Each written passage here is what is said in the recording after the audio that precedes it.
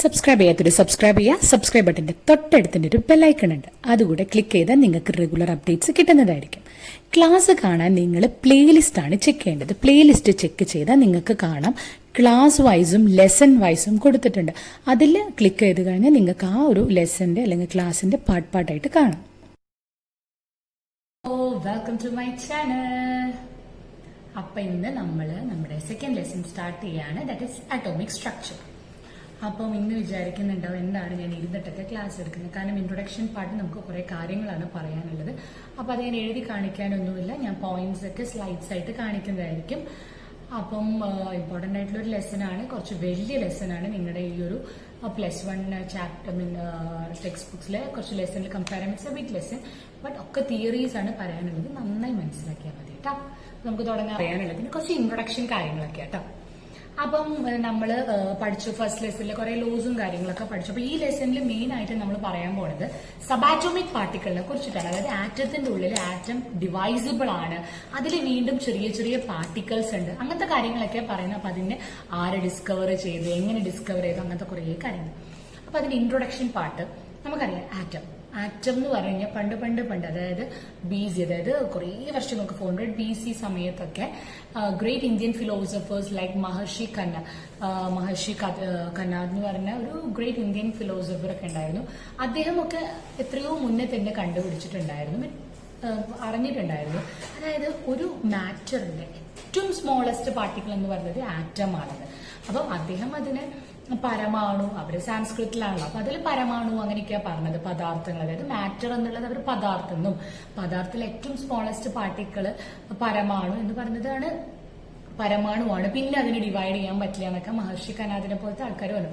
Same ടൈമിൽ Greek philosophers ആയിട്ടുള്ള ഡെമോക്രിറ്റസും ലൂസിപ്പസും വന്നു. അപ്പൊ ഡെമോക്രിറ്റസ് പറഞ്ഞു, അപ്പൊ അവര് നമ്മുടെ ഇന്ത്യൻ ഫിലോസഫേഴ്സ് സാൻസ്കൃത് പറഞ്ഞ കാര്യം അവർ കുറച്ചുകൂടെ ഒന്ന് അവിടെ കണ്ടുപിടിച്ചു. എന്ത്, അതായത് മാറ്റർ, അതായത് എന്ത് സാധനം ലോകത്തുള്ള ഏത് മാറ്ററിലും ഏറ്റവും സ്മോളസ്റ്റ് പാർട്ടിക്കിൾ ആറ്റം ആണ്. അവരതിനെ ആറ്റോമോസ് എന്ന് പറഞ്ഞു. ആറ്റോമോസ് എന്ന ഗ്രീക്കിലെ മീനിങ് എന്ന് പറഞ്ഞാൽ അൺഡിവൈഡബിൾ അല്ലെങ്കിൽ കട്ട് ചെയ്യാൻ പറ്റാത്ത സാധനങ്ങളെയാണ് ആറ്റോമോസ്. അപ്പൊ അവര് ഏറ്റവും സ്മോളസ്റ്റ് പാർട്ടിക്കിൾ ആയിട്ടുള്ള മാറ്ററിന്റെ ആറ്റം എന്ന് പറഞ്ഞു. അപ്പൊ അതുവരെയുള്ള ഒരു ബിലീഫ് എന്തായിരുന്നു, ആറ്റം ഇസ് ദ അതായത് basic unit of all the living things, അല്ലെങ്കിൽ നോൺ ലിവിംഗ് എല്ലാത്തിന്റെയും ബേസിക് ആയിട്ടുള്ള ഒരു സ്മോളസ്റ്റ് പാർട്ടിക്കിൾ എന്ന് പറഞ്ഞ ആറ്റമാണ്. ആറ്റം ഇൻഡിവൈസിബിൾ ആണ്, ഡിവൈസ് ചെയ്യാൻ പറ്റില്ല, അതിനുള്ള വേറെ പാർട്ടിക്കിൾസ് ഉണ്ട് എന്നുള്ളതൊന്നും അവർ കണ്ടുപിടിച്ചിട്ടില്ല. അപ്പം ഇതിങ്ങനെ നിൽക്കുമ്പം നമുക്കറിയാലോ സയന്റിസ്റ്റുകളുടെ ജോലി എന്താ, അവർ വീണ്ടും ഇതിന്റെ ഉള്ളിലേക്കുള്ള കാര്യങ്ങൾ അറിഞ്ഞുകൊണ്ടിരിക്കുകയാണ്.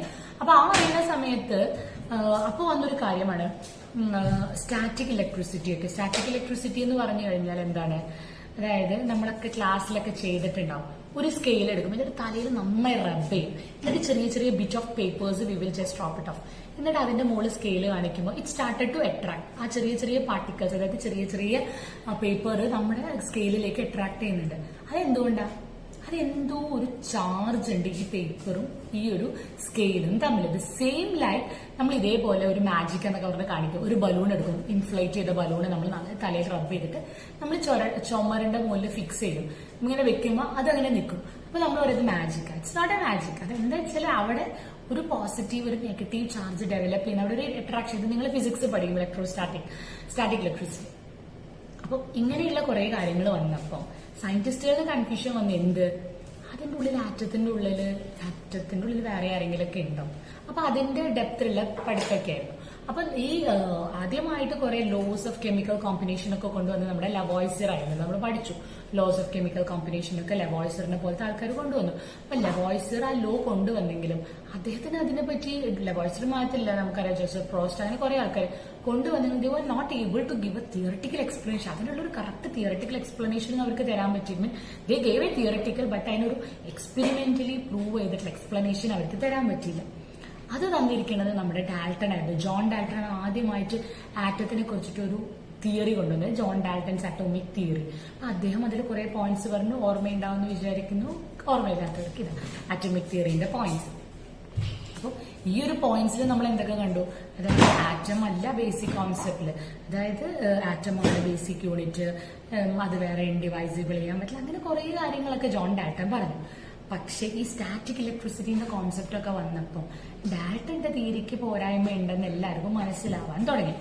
അപ്പൊ അങ്ങനെയാണ് നമ്മുടെ ഡിസ്കവറി ഓഫ് ഇലക്ട്രോണിന്റെ കാര്യങ്ങളൊക്കെ വരുന്നത്. അപ്പൊ നമുക്കിനി പഠിക്കാൻ പറ്റുന്നത് ഇതൊക്കെ ഇൻട്രൊഡക്ഷൻ പാർട്ടിൽ പറയണ കാര്യം, പക്ഷെ നമ്മൾ അറിഞ്ഞിരിക്കണം ഇങ്ങനെയൊക്കെ ഉണ്ടായിരുന്നു എന്നുള്ളത്. അങ്ങനെ ഹംഫ്രി ഡേവിന്ന് നിങ്ങൾ 9th പഠിച്ചിട്ടുണ്ട്. ഹംഫ്രി ഡേവി ആദ്യമായിട്ട് അദ്ദേഹം എന്ത് ചെയ്തു എന്ന് ചോദിച്ചാൽ ഐസൊലേറ്റ് ചെയ്തു. എന്തിനെ ഐസൊലേറ്റ് ചെയ്തു? എലിമെന്റ്സിന്, കോമ്പൗണ്ട്സിന്, അതായത് ചില കോമ്പൗണ്ടിന് അദ്ദേഹം ഇലക്ട്രിസിറ്റി പാസ്, നിങ്ങൾ പഠിച്ചിട്ടുണ്ട് ഇലക്ട്രോളിസിസ്, അതന്നെ ഹംഫ്രി ഡേവി എലിമെന്റ്സിനെ ഐസൊലേറ്റ് ചെയ്തു. എന്തെന്ന്? കോമ്പൗണ്ട്സിലൂടെ ഇലക്ട്രിസിറ്റി പാസ് ചെയ്തപ്പോ. അപ്പൊ ഉറപ്പായിട്ടും മനസ്സിലായി എന്താണ് ഈ കോമ്പൗണ്ട്സിൽ ഒക്കെ എന്തുണ്ട്, പോസിറ്റീവ് നെഗറ്റീവ് ചാർജ് ഉള്ള എന്തൊക്കെയോ ഉണ്ട് എന്നുള്ളത്. അപ്പൊ അദ്ദേഹം ഉറപ്പിച്ചു പറഞ്ഞു there are positive and negative charges are present in substances. പക്ഷേ തിയററ്റിക്കലി പറയാൻ അദ്ദേഹത്തിന് പറഞ്ഞിട്ടുള്ളൂ. എക്സ്പെരിമെന്റിൽ ഒന്നും അയാൾക്ക് അത് കറക്റ്റ് ആയിട്ടുള്ള ഒരു എക്സ്പ്ലനേഷൻ പ്രൊവൈഡ് ചെയ്യാൻ പറ്റില്ല. അദ്ദേഹത്തോടൊപ്പം തന്നെ ചെയ്യുന്ന ഒരാളാണ് മൈക്കൽ ഫാരഡേ. ഫാരഡേയാണ് ദ ലോസ് ഓഫ് ഇലക്ട്രോളിസിസ് ഒക്കെ കൊണ്ടുവന്നത്. മൈക്കൽ ഫാരഡേ സൊല്യൂഷൻസിലൂടെ ഇലക്ട്രിസിറ്റി പാസ് ചെയ്തപ്പം, അതായത് സോഡിയം ക്ലോറൈഡ് സൊല്യൂഷനിലൂടെ ഇലക്ട്രിസിറ്റി പാസ് ചെയ്തപ്പോൾ എന്ത് പറ്റി? സോഡിയം വേറെ ക്ലോറിൻ ആയിട്ട് സെപ്പറേറ്റ് ചെയ്ത് നമുക്ക് രണ്ട് എലിമെന്റ്സിനെ സെപ്പറേറ്റ് ചെയ്യാൻ പറ്റും. അപ്പൊ അദ്ദേഹവും എന്ത് പറഞ്ഞു? യെസ്, മാറ്ററിന്റെ ഉള്ളില് പോസിറ്റീവ് ആൻഡ് നെഗറ്റീവ് ചാർജ് ഉണ്ട്. മാറ്റർ എന്ന് പറയുന്നത്, അല്ലെങ്കിൽ ആറ്റം എന്ന് പറയുന്നത്, അതിന്റെ ഉള്ളിൽ വേറെയും ആൾക്കാരുണ്ടെന്ന് അവർക്ക് അവിടുത്തെ ഒരു ഐഡിയ കിട്ടും.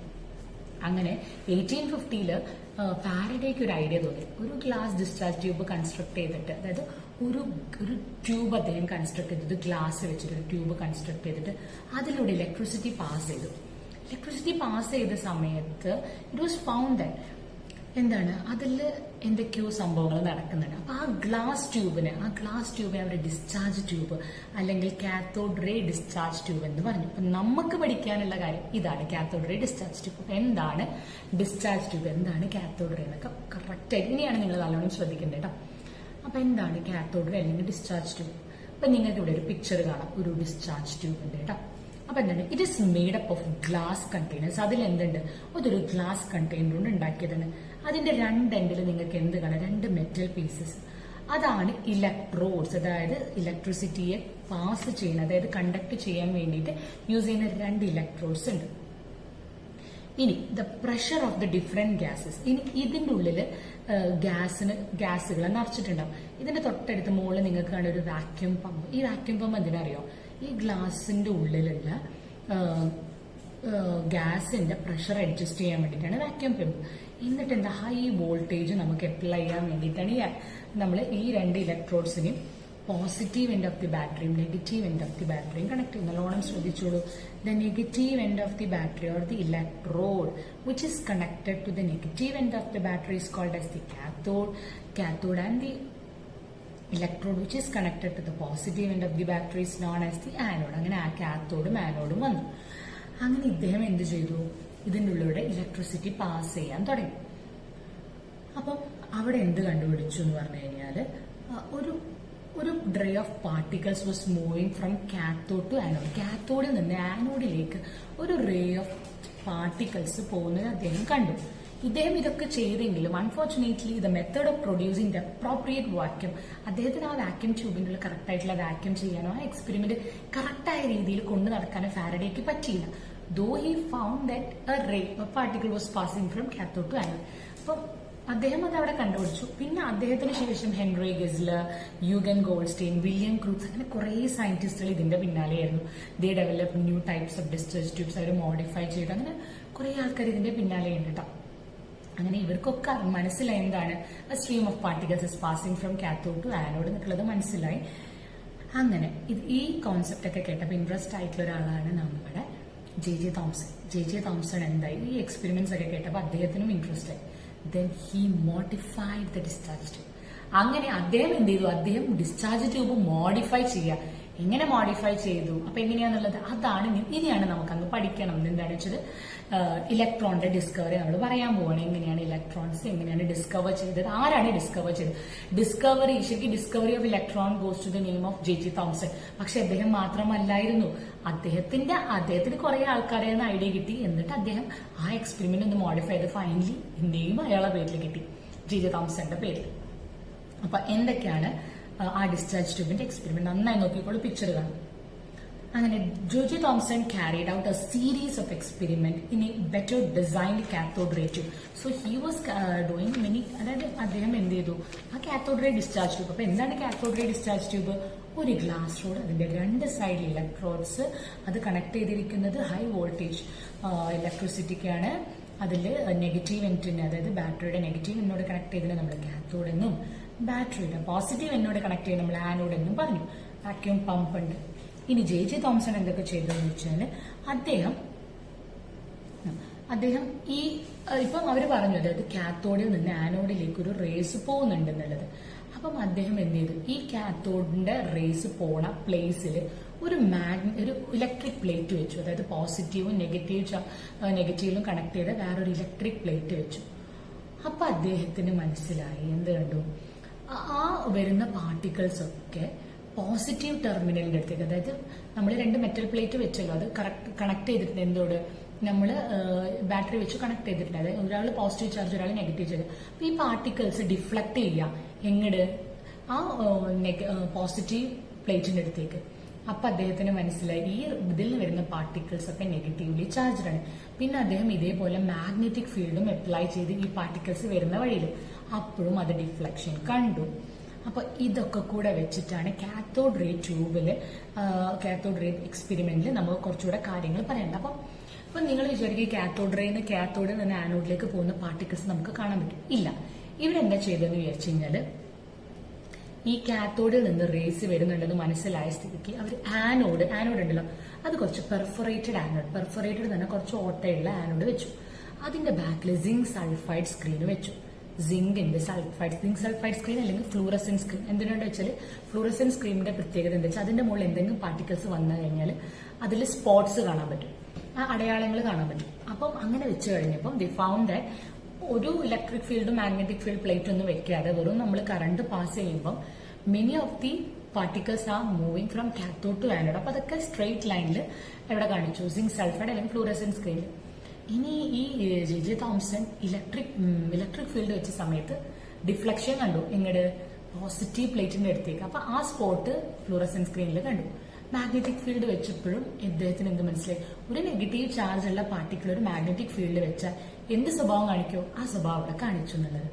അങ്ങനെ കുറെ ഒബ്സർവേഷൻസ് വന്നു. അപ്പൊ എന്തൊക്കെയാണ് കാത്തോഡ് റേ ട്യൂബിൽ നിന്ന് കിട്ടിയ ഒബ്സർവേഷൻ? വെരി ഇമ്പോർട്ടന്റ്, ശ്രദ്ധിച്ചോളൂ. The results of the experiments from the cathode ray discharge tube was as follows. The cathode rays start from cathode to anode. നല്ലോണം ശ്രദ്ധിച്ചോളൂ, കാത്തോഡിൽ നിന്ന് ആനോഡിലേക്ക്. These rays themselves are not visible. ഇവരെ നമുക്ക് ഒരിക്കലും കാണാൻ പറ്റില്ല. But their behavior can be observed with the help of certain kind of materials which glow when hit by them. അപ്പൊ നമുക്ക് അവരുടെ സ്വഭാവങ്ങൾ കാണാൻ പറ്റും, അല്ലെങ്കിൽ അവര് ഒരു ഫ്ലൂറസെന്റ് സ്ക്രീൻ ഒക്കെ വെച്ച് കഴിഞ്ഞാൽ അവരുടെ സ്വഭാവങ്ങൾ നമുക്ക് അതിൽ കാണാൻ പറ്റും. In the absence of electric or magnetic field, these rays travel in straight line. അപ്പോൾ ഒരു മാഗ്നറ്റിക് ഫീൽഡും ഇലക്ട്രിക് ഫീൽഡും ഇല്ലെങ്കിൽ അവർ സ്ട്രെയിറ്റ് ലൈനിൽ മൂവ് ചെയ്യും. In the presence of electric or magnetic field, the behavior of cathode rays is similar to that expected from negatively charged particle. അതായത് നമ്മൾ ഒരു ഇലക്ട്രിക്കലോ ഒരു മാഗ്നറ്റിക് ഫീൽഡിന്റെ പ്രസൻസിലോ വെച്ച് കഴിഞ്ഞാൽ ഈ കാത്തോഡ് റേന്റെ സ്വഭാവം എന്ന് പറഞ്ഞാൽ സെയിം ലൈക്ക് ഒരു നെഗറ്റീവ്ലി ചാർജ്ഡ് പാർട്ടിക്കിൾ കാണിക്കുന്ന സ്വഭാവം അവർ കാണിച്ചു. Suggesting that cathode ray consist of negatively charged particle. അവന് എന്ത് മനസ്സിലായി, കാത്തോഡ് റേയിൽ നെഗറ്റീവ്ലി ചാർജ്ഡ് പാർട്ടിക്കിൾ. എന്നിട്ട് അവരെന്ത് പറഞ്ഞു, ഇലക്ട്രോൺസ് എന്ന് പറഞ്ഞു. ഇനി ഈ കാത്തോഡ് റേന്റെ സ്വഭാവം, the characteristic of cathode rays do not depend upon the materials of electrodes and the nature of the gas. അതായത് ഈ വരുന്ന കാത്തോഡ് റേ ഉണ്ടല്ലോ, ഞാനിപ്പോൾ ഏത് മെറ്റൽ ഇലക്ട്രോഡ് വെച്ചാലും ഞാൻ ഏത് ഗ്യാസ് ആ ഗ്ലാസ് ട്യൂബിൽ വെച്ചാലും എല്ലാം ഒരേ സ്വഭാവം, അല്ലാതെ ഈ റേസിന്റെ സ്വഭാവം മാറുന്നില്ല. ഞാൻ ഇലക്ട്രോഡ് മാറ്റിയ റേ വരാതെ നിൽക്കുന്നില്ല. ഞാൻ ഗ്യാസിന്റെ പ്രഷർ കൂട്ടുകയോ കുറയ്ക്കുകയോ അല്ലെങ്കിൽ ഗ്യാസ് മാറ്റുക എന്ത് ചെയ്താലും ആ ഒരു റേന്റെ സ്വഭാവത്തിന് മാറ്റമില്ല. ദാറ്റ് മീൻസ് അവരുടെ സ്വഭാവം independent of the material or the material of the electrode and the nature of the gas present.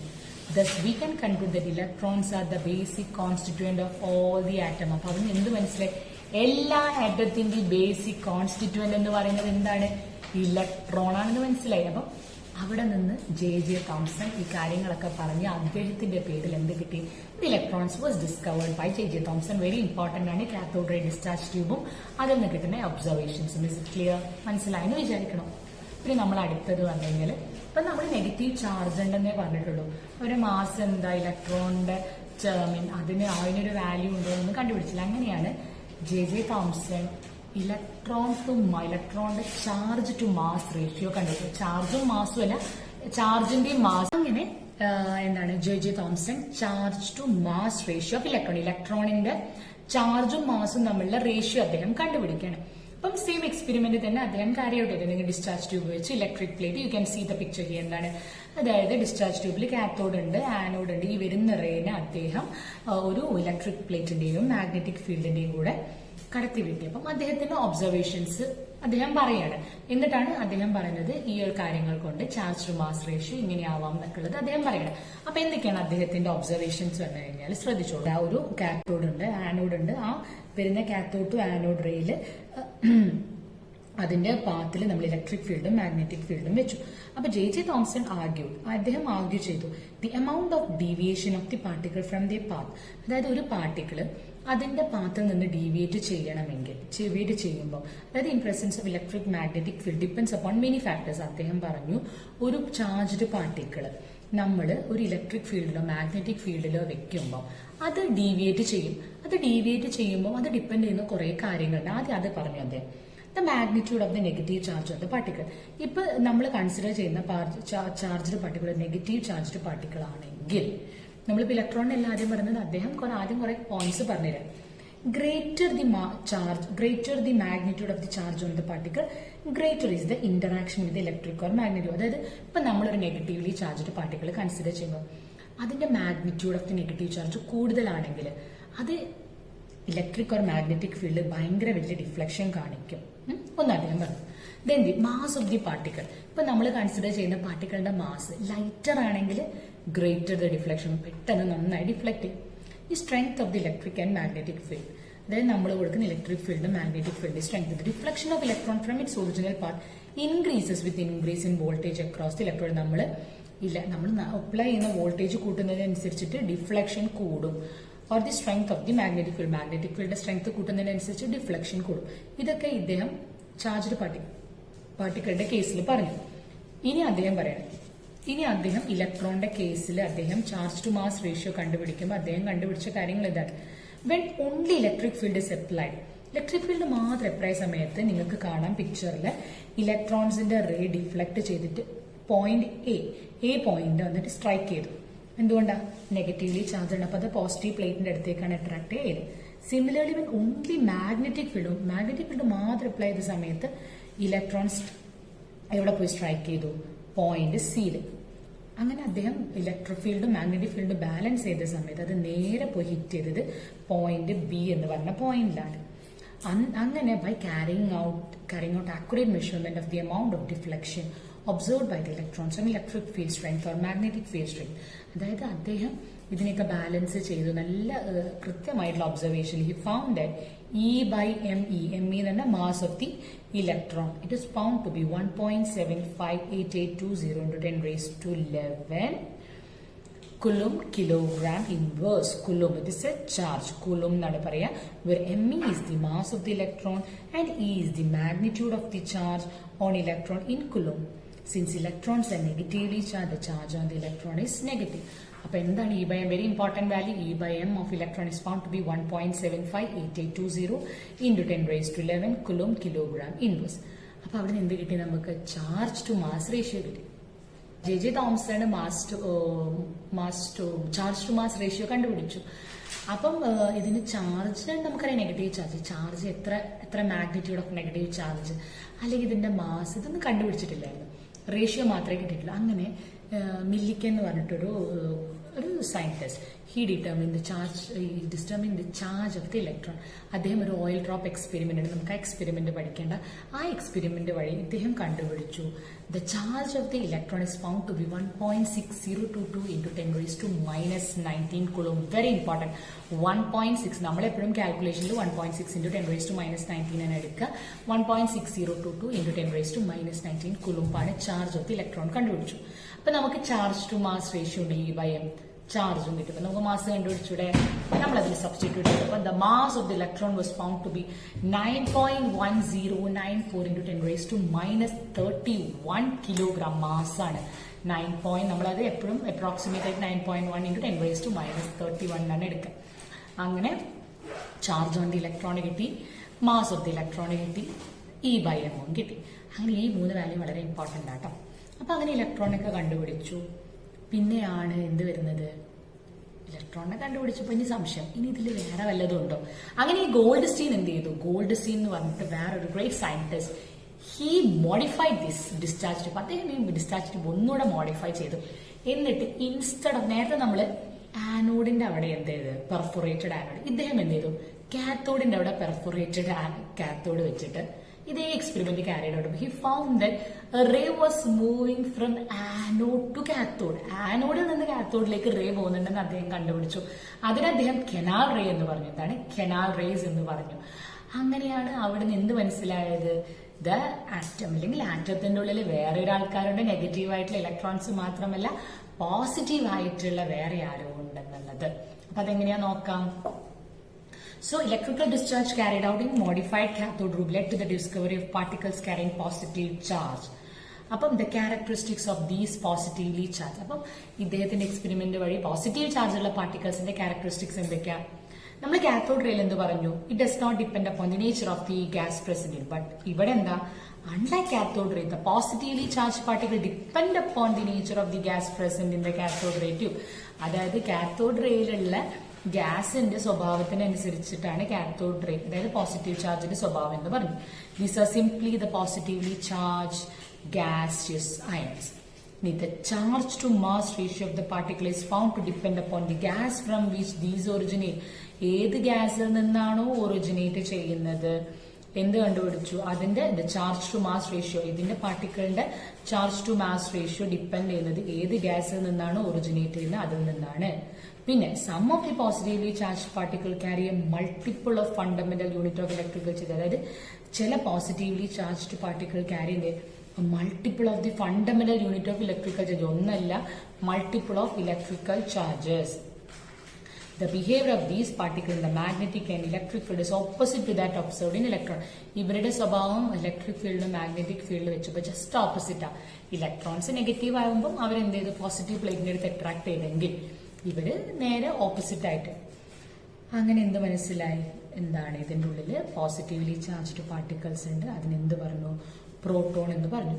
അങ്ങനെ വേറൊരു സയന്റിസ്റ്റ് ഉണ്ട്, ചാഡ്വിക്ക്. അദ്ദേഹം വേറൊരു എക്സ്പെരിമെന്റ് ചേഞ്ച് ചെയ്യുന്നു. വാട്ട് ഹി ഡിഡ് തന്നെ, അദ്ദേഹം ഹൈ സ്പീഡ്, അതായത് ബെറീലിയത്തിന്റെ മുകളിലേക്ക് ആൽഫ പാർട്ടിക്കലിനെ ഇങ്ങനെ ബൊമ്പാർഡ് ചെയ്യും ഹൈ സ്പീഡ്. ഇങ്ങനെ വേറെ ഒരു എക്സ്പെരിമെന്റ് ചെയ്യുന്ന സമയത്ത് ഹി ഫൗണ്ട് ദാറ്റ്, അതായത് ന്യൂട്രൽ ചാർജ്ഡ് ആയിട്ടുള്ള ന്യൂട്രൽ ആയിട്ടുള്ള കുറച്ച് പാർട്ടിക്കിൾസിന് അദ്ദേഹം കണ്ടുപിടിച്ചു. അതായത് electrically neutral particle having mass slightly greater than that of proton. പ്രോട്ടോൺസിന്റെ മാസിനെക്കാട്ട് കുറച്ച് അധികമായിട്ടുള്ള മാസ് ഉള്ള ഒരു പാർട്ടിക്കിൾസിന് അദ്ദേഹം കണ്ടുപിടിച്ചു. ബട്ട് അതിന് ചാർജ് ഇല്ല, അതിനെ അദ്ദേഹം ന്യൂട്രോൺസ് എന്ന് പറഞ്ഞു. അങ്ങനെ പ്രോട്ടോൺസ്, ഇലക്ട്രോൺ, ന്യൂട്രോൺസിന്റെ ഡിസ്കവറി അവിടെ നടന്നു.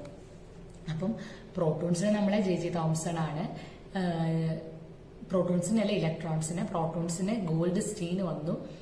And finally neutrons were discovered by Chadwick. അപ്പൊ ഇത്രയും കാര്യമാണ് നമുക്ക് ഇന്ന് പറയാനുള്ളത്. അപ്പൊ ഇന്ന് കാര്യമായിട്ടൊന്നും പറഞ്ഞില്ല, ഇൻട്രൊഡക്ഷൻ പറഞ്ഞു. പക്ഷേ ഇമ്പോർട്ടന്റ് ആയിട്ടുള്ള cathode ray tube experiment, cathode ray ട്യൂബിന്റെ എക്സ്പെരിമെന്റിന്റെ observations, charge to mass ratio, charge of the electron, mass of the electron, പിന്നെ കെനാൽ റേസ് എന്താണ്, പിന്നെ എന്താണ് observations about the canal rays അല്ലെങ്കിൽ ആനോഡ് റേസ് എന്ന് പറയാം നമുക്ക്.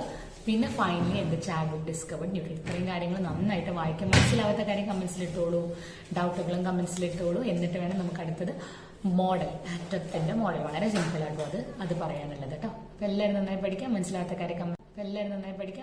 കാര്യം കമന്റ്സിലിട്ടോളൂ. Okay, thank you.